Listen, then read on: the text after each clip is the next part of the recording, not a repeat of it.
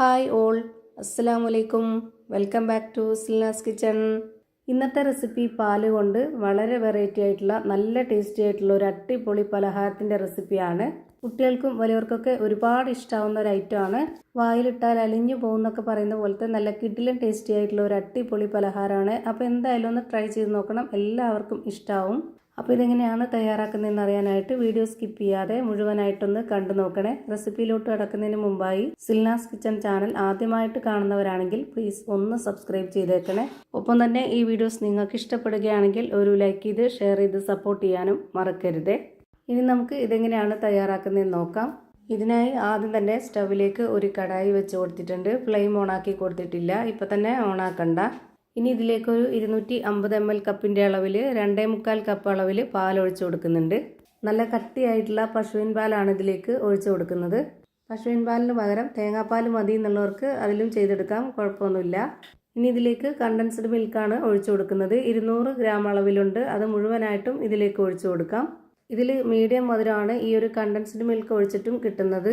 ഇനി ഇതിൽ കൂടുതൽ മധുരം വേണം എന്നുള്ളവർക്ക് പഞ്ചസാര ഇട്ട് കൊടുക്കാം.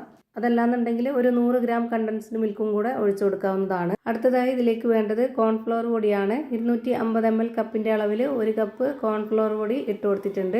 ഇപ്പോഴും ഞാനിതിൻ്റെ ഫ്ലെയിം ഓണാക്കി കൊടുത്തിട്ടില്ല, ഇപ്പം തന്നെ ഓണാക്കി കൊടുക്കേണ്ട ആവശ്യമില്ല. ഇനി ഇതിലേക്ക് നല്ലൊരു മണത്തിന് വേണ്ടിയിട്ട് 1/4 സ്പൂൺ അളവിൽ വാനില എസൻസ് ഒഴിച്ചു കൊടുക്കുന്നുണ്ട്.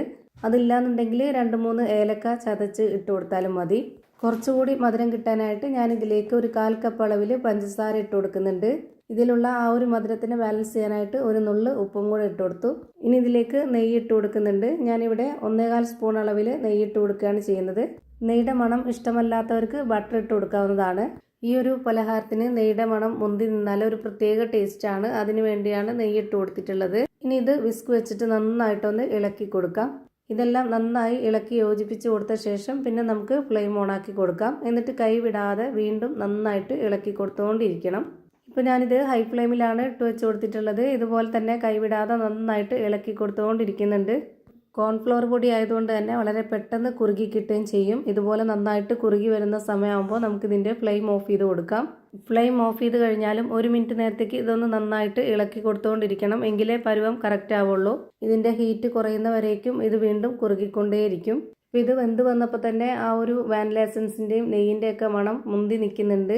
അപ്പോൾ തന്നെ നമുക്കിത് കഴിക്കാൻ വേണ്ടി തോന്നും. ഇപ്പോൾ ഇത് കറക്റ്റ് പരുവത്തിനായി കിട്ടിയിട്ടുണ്ട്. ഇനി ഇത് സെറ്റാക്കി എടുക്കാനായിട്ട് ഞാനിതുപോലൊരു ട്രേയിലേക്കാണ് നെയ്യൊന്ന് സ്പ്രെഡാക്കിയതിന് ശേഷം മുഴുവനായിട്ടും ഇതിലേക്ക് ഒഴിച്ചു കൊടുത്തിട്ട് ഈ ഒരു സ്പാച്ച് വെച്ച് കറക്റ്റ് ലെവലാക്കി കൊടുക്കുന്നുണ്ട്. ഇതുപോലുള്ള ട്രേയിൽ തന്നെ ഒഴിച്ച് സെറ്റാക്കണമെന്നൊന്നുമില്ല. നമുക്കിഷ്ടമുള്ള അവൈലബിൾ ആയിട്ടുള്ള ഏത് പാത്രത്തിലോ അല്ലാന്നുണ്ടെങ്കിൽ കറി ബൗളിലോ അല്ലാന്നുണ്ടെങ്കിൽ ഇതുപോലുള്ള ട്രേയിലോ എന്തിൽ വേണമെങ്കിലും സെറ്റ് ചെയ്തെടുക്കാവുന്നതാണ്. ഇനി ഇതിന് മുകളിലേക്കായിട്ട് കുറച്ച് തേങ്ങ ചിരകിയതും കൂടെ ഇട്ട് കൊടുക്കുന്നുണ്ട്. അപ്പോൾ കാണാനും നല്ല ഭംഗിയായിരിക്കും. അതുപോലെ തന്നെ ഇതിൻ്റെ കൂടെ കടിച്ച് കഴിക്കാനാണെങ്കിലും പ്രത്യേക ടേസ്റ്റ് ആയിരിക്കും. ഇനി ഇതൊന്ന് കളർഫുൾ ആയിട്ടിരിക്കാൻ വേണ്ടിയിട്ട് ഇതിലേക്ക് ജംസ് മിഠായി ഇതുപോലെ അടുക്കി വെച്ച് കൊടുക്കുന്നുണ്ട്. ചൂടോട് കൂടിയാണെങ്കിൽ നമുക്കിത് സ്പൂൺ കൊണ്ട് കോരി തിന്നുന്ന പരുവമാണ്. അതല്ല ചൂടാറിയതിന് ശേഷമാണെങ്കിൽ നമുക്ക് നമ്മുടെ ഇഷ്ടത്തിനനുസരിച്ച് കട്ട് ചെയ്തെടുത്ത് കഴിക്കാവുന്നതാണ്. നമ്മുടെ വീട്ടിൽ വരുന്ന ഗസ്റ്റുകൾക്കോ അല്ലാന്നുണ്ടെങ്കിൽ നമ്മുടെ വീട്ടിലുള്ള മക്കൾക്കോ ഒക്കെ ഇതുപോലെ ഒന്ന് ചെയ്തു കൊടുക്കുകയാണെന്നുണ്ടെങ്കിൽ കാണാനും നല്ല കൗതുകമായിരിക്കും. അതുപോലെ അവർക്ക് കഴിക്കാനും നല്ല ഇഷ്ടമായിരിക്കും. അപ്പോൾ ഇതാ വായിലിട്ടാൽ അലിഞ്ഞിറങ്ങുന്ന നല്ല ടേസ്റ്റി ആയിട്ടുള്ള ഒരു അടിപൊളി പലഹാരം റെഡിയായി കിട്ടി. അപ്പോൾ ഇതുപോലെ ഒന്ന് ട്രൈ ചെയ്ത് നോക്കാൻ വേണ്ടി മറക്കരുത്. അപ്പോൾ ഇത്രയേ ഉള്ളൂ ഇന്നത്തെ വീഡിയോ. ഇഷ്ടമായാൽ ലൈക്ക് ചെയ്യാനും കമൻറ്റ് ചെയ്യാനും ഷെയർ ചെയ്യാനും മറക്കരുത്. അതുപോലെ തന്നെ ഞാനിടുന്ന പുതിയ വീഡിയോസ് നോട്ടിഫിക്കേഷനായിട്ട് കിട്ടുന്നതിന് വേണ്ടി സബ്സ്ക്രൈബ് ചെയ്ത് ബെല്ലൈക്കൺ അമർത്തി അതിൽ ഓൾ എന്ന ഓപ്ഷൻ എനേബിൾ ചെയ്ത് കൊടുക്കാനും മറക്കരുത്. പുതിയൊരു വീഡിയോയുമായി വീണ്ടും വരും. Thank you for watching.